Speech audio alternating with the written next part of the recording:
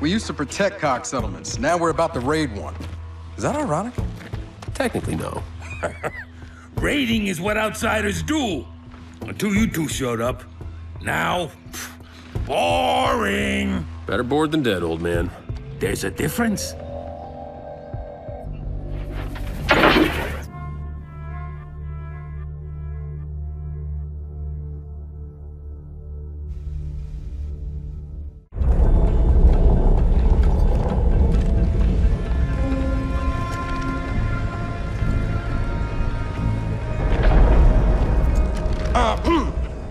Cog settlements are built from the inside out, which means the fabricators in the construction hub at the center of town. We grab it, we leave. Hello everyone, and welcome to quite a different video from me today. I was just sat there, and out of nowhere I kind of come up with an entire game's idea in my head. I don't know how or why, but who knows. But my idea was a spin-off for Gears of War called Gears of War Settlement. Now, as we've just seen from Gears 4, the settlements are quite on the large side, so for this to work I think they'd need to be scaled back just a little bit. But each player has their own settlement. Each player is responsible for their own settlement upkeep. Players can explore public areas together with PvP disabled. Much like Destiny, if you've played that, you understand you've got the open world aspect and you can go around, other people are there, but you're focusing on doing what you need to do. Your own world is still unique to you and other players can't ruin your progress. Co-op PvE, 1 to 6 players. This would be missions and some of the harder endgame content. PvP, 8 to 32 players. Now, I'll come back and explain that soon. My idea for this game is heavily looking at Destiny 2 and the concept of it being a looter shooter. So a lot of the settlement idea is also sort of imagining ourselves in the tower if we were to be on Destiny 2. So the player begins in story mode in an abandoned and very damaged settlement. The player proceeds through story mode to repair settlement structures and to gain power. The final story mode mission grants a quest to obtain pieces of Jack. The quest completion grants coordinates to the whereabouts of all of Delta Squad's locations, who are not together and are being held captive in various areas of the world. These coordinates are also quests that require the completion of both easy and advanced activities. A player can complete quests in any order. Each Delta Squad hero has unique abilities for both base upgrades and for weapon upgrades. Hero specific, for example, Baird can upgrade tech, Bernie can improve with stealth and accuracy. The hardest activities in the game are required to unlock the exotic materials that are used to upgrade base structures to their maximum levels. This is the only way that these can be obtained, thus making the hardest content feel rewarding. Power is the main focus of the settlement, stored within the fabricator.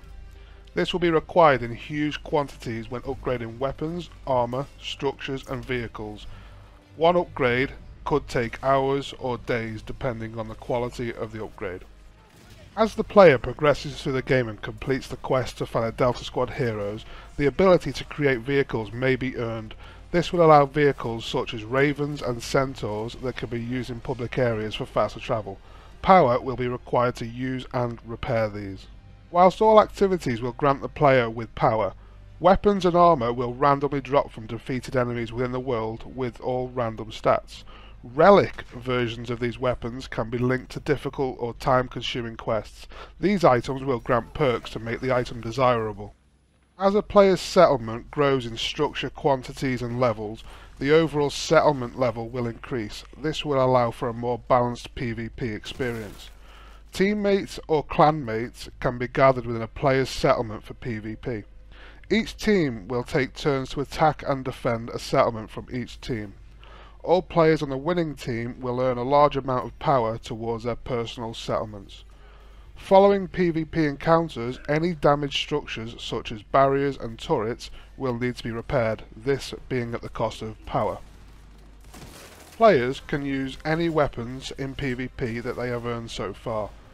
On the winning team, the owner of the settlement on the defending team will earn a bonus amount of power due to their settlement earning the win. Both teams would have a limited amount of lives. This number would have to be determined later. If defending, you will win if you manage to eliminate all of the opponents and all of their lives. As an attacker, you will win if you manage to breach into the opponent's settlement and hack your way into their fabricator in order to transfer power. If both teams are successful in breaching the other team's settlement, the team that does it in the quickest time will win.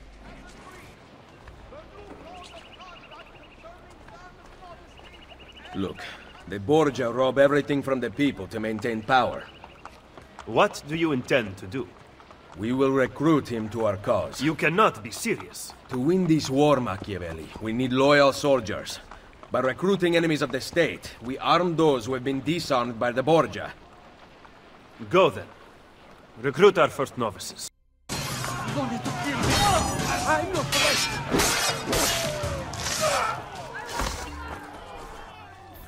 Assassin! The liberation of Roma has begun. If you choose to flee, do so now. But if you choose to fight, stand with me against the Borgia. I am tired of hiding in the shadows. I will join you. Then seek Niccolo Machiavelli on Isola Tiberina, and we will make you one of us. Their lies will no longer mask your truth. As with an Assassin's Creed, I think that recruits could be something that's quite useful in this game.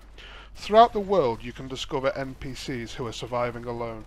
These may have varying skills and abilities such as awareness, accuracy, maximum health, stealth, medic, and many more. These will all have varying values, though values can be increased via experience through successful missions and also through a structure in the settlement once the correct hero has been obtained.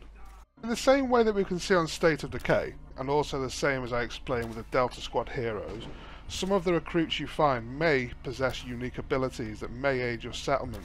For example, faster building or the ability to carry more whilst on a mission. Once a barracks has been constructed within a settlement, recruits can be equipped with weapons and armor pieces. These items will be issued by the player and from the player's personal vault. If a recruit fails to return from a mission, all equipment is lost. Once a medical station has been constructed within a settlement, players may purchase medical supplies such as stim grenades and defibrillators. This equipment can be issued to recruits. If a recruit is a medic or has a medic skill, their use of medical equipment will be more effective. Recruits may assist a player on easy and mid-level difficulty activities.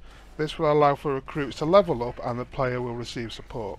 Recruits will instinctively follow their traits. For example, if the player has provided a sniper rifle to a recruit with a stealth skill, the recruit will automatically attempt to find a vantage point and provide cover for the team.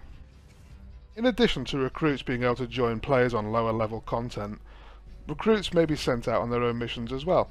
These are missions without the player and are reliant on the equipment, the skill of the recruit and the difficulty of the mission. Multiple recruits may be sent together to increase the chances of success. These missions will grant XP and power, the amount of which depends on the difficulty of the mission.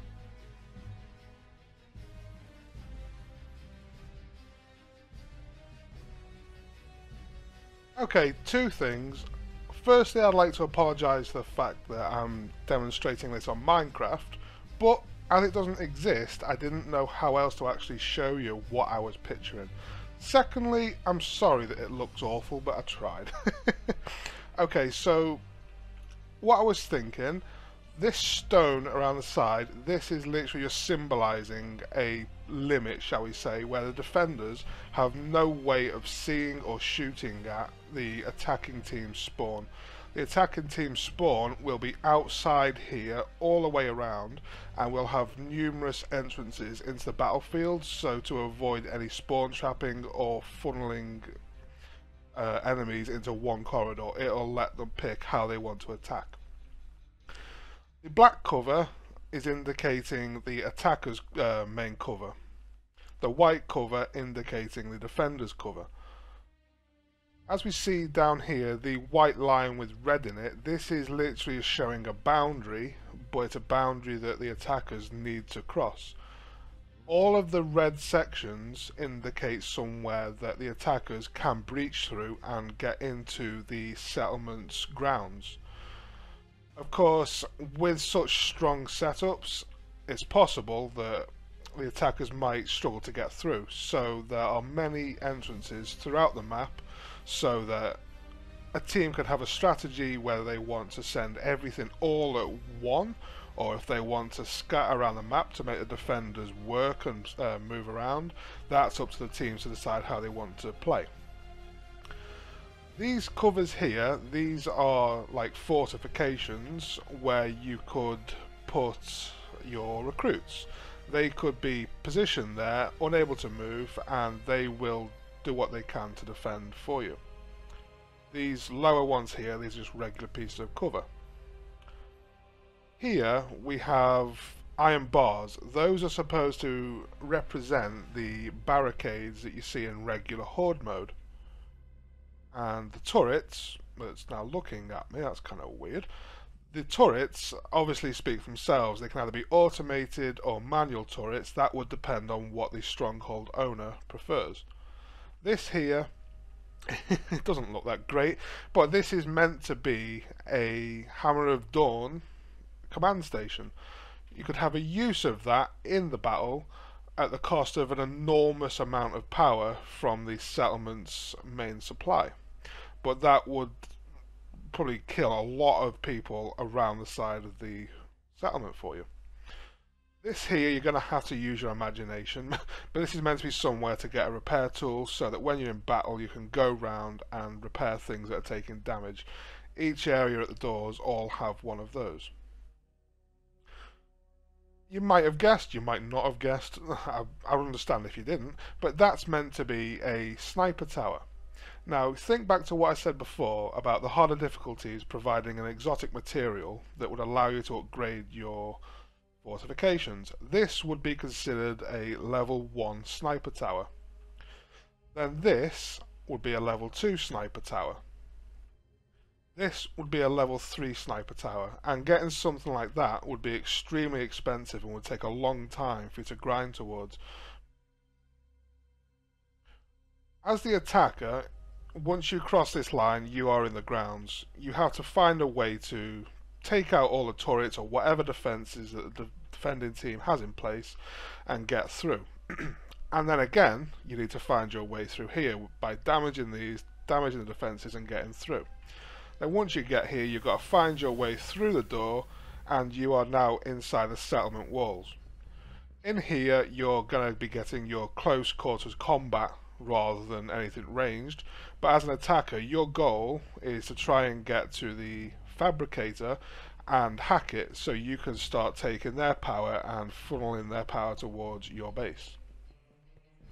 As a defender, just to explain the inside, over here this is just a little idea where if one of the heroes has an ability that allows you to train up your recruits faster, this is just a little training exercise for those. It could take a little bit of time and that would, upon completion, level up some of their stats for them. As I say, that's the fabricator, that is where all your power would be stored. This is supposed to be the equivalent of your Destiny Vault, where you would be storing all of your vehicles, your armor, your weapons, everything would be in there. This is supposed to be indicating where vendors would be. So for example, if you wanted to get any tech or if you wanted any medic supplies, you'd go to those. That is meant to be a barracks. It doesn't look very good but that would be where all of your recruits go and level up. The more upgraded your barracks, the more recruits you are able to hold. I think that's it for just the base idea of the game. Of course, it's open to expansion, and I'm interested to see if you think this is a good idea or a stupid idea. Do you have any ideas you think would make it better? Do you think I should just stop thinking about it? I don't know. But I just thought I'd try and think out the box a little bit, because I do see a lot of people saying that they like PvE, which is cool, so I think that this game would be heavily focused towards PvP with PvP element of it, and the PvP element of it would be some sort of big team battle, kind of, because I know a lot of people seem to ask for that, and I think this might provide that experience. Who knows? Yeah, I hope you like the idea. Let me know what you think.